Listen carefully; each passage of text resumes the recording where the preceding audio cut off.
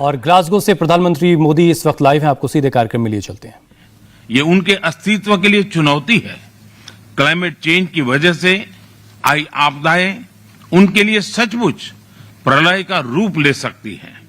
ऐसे देशों के क्लाइमेट चेंज न सिर्फ उनके जीवन की सुरक्षा के लिए बल्कि उनकी अर्थव्यवस्था के लिए भी बड़ी चुनौती है।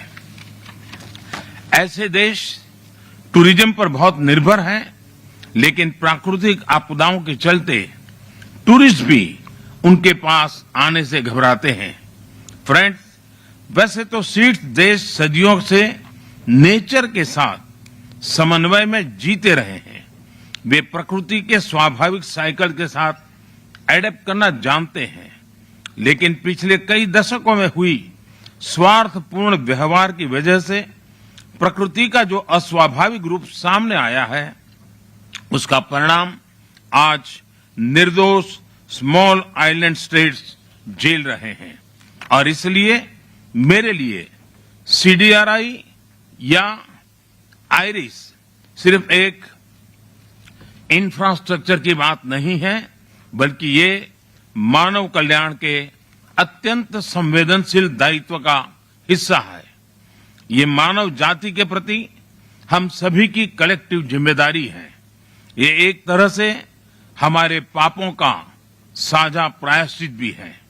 फ्रेंड्स, CDRI किसी सेमिनार से निकली कल्पना नहीं है, बल्कि CDRI का जन्म बरसों के मंथन और अनुभव का परिणाम है। छोटे द्वीप देशों पर मंडरा रहे क्लाइमेट चेंज के खतरे को भांपते हुए भारत ने पैसिफिक आइलैंड और कैरिकॉम देशों के साथ सहयोग के लिए विशेष व्यवस्थाएं बनाई। हमने उनके नागरिकों को सोलर तकनीकों में ट्रेन किया, वहां इंफ्रास्ट्रक्चर के विकास के लिए निरंतर योगदान दिया। इस कड़ी में आज इस प्लेटफॉर्म पर मैं भारत की ओर से एक और नई पहल की घोषणा कर रहा हूं। भारत की स्पेस एजेंसी इसरो सीड्स के लिए एक स्पेशल डेटा विंडो को निर्माण करेगी। इससे सीड्स को सैटेलाइट के माध्यम से cyclone, coral reef monitoring, coastline monitoring आदि के बारे में टाइमली जानकारी मिलती रहेगी। फ्रेंड्स, आयरिस के साकार करने में CDRI और सीड्स दोनों ने मिलकर काम किया है। यह को क्रिएशन और को बेनिफिट्स का अच्छा उदाहरण है। इसलिए मैं आज आयरिस के लॉन्च को बहुत अहम मानता हूं।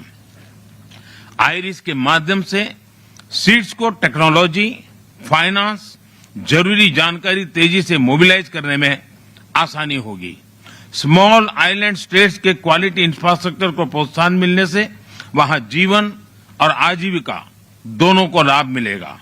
मैंने पहले भी कहा है कि दुनिया इन देशों को कम जनसंख्या वाले स्मॉल आइलैंड के रूप में देखती है, लेकिन मैं इन देशों को बड़े सामर्थ्य वाले लार्ज ओशन स्टेट्स के रूप में देखता हूं। जैसे समुद्र से निकले मोतियों की माला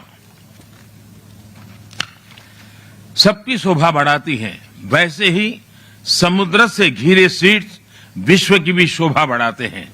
मैं आपको विश्वास दिलाता हूं कि भारत इस नई परियोजना को पूरा सहयोग देगा और इसकी सफलता के लिए CDRI अन्य पार्टनर देशों और संयुक्त राष्ट्र के साथ मिलकर काम करेगा। CDRI और सभी छोटे द्वीप समूहों को इस नई पहल के लिए फिर से बधाई और शुभकामनाएं। बहुत बहुत धन्यवाद। तो जलवायु परिवर्तन के मुद्दे पर प्रधानमंत्री नरेंद्र मोदी ग्लासगो में बोल रहे थे। उन्होंने कई भरोसे दिए भारत की तरफ से किस तरह के कदम उठाए जाएंगे।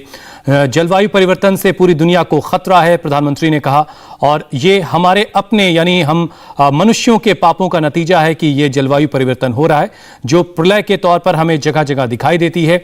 और छोटे देशों में जलवायु परिवर्तन से बड़ी बर्बादी आई है। क्लाइमेट चेंज की वजह से छोटे द्वीपीय देशों को बड़ा खतरा है और इन खतरों से कैसे निपटा जाए, इन सारी बातों पर प्रधानमंत्री ने रोशनी डाली।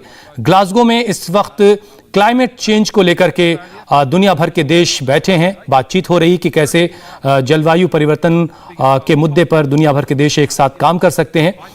प्रधानमंत्री ने इससे पहले भी एक बड़ी बात यह कही थी कि दुनिया के विकसित देशों को क्लाइमेट चेंज एक फंड बनाना चाहिए, जिसके जरिए दुनिया भर में जलवायु परिवर्तन के मुद्दे पर वो जिसके जरिए काम कर सकते हैं। जलवायु परिवर्तन से पूरी दुनिया को खतरा है, ये बात कही प्रधानमंत्री ने। जलवायु परिवर्तन प्रलय का रूप ले सकता है और दुनिया भर में हाल के वक्त में जिस तरह के खतरे रहे वो भी इस तरफ इशारा करते हैं। इंडिया टीवी हर वक्त हर जगह डाउनलोड करने के लिए सर्च करें India TV news Google play store या ऐप स्टोर पर।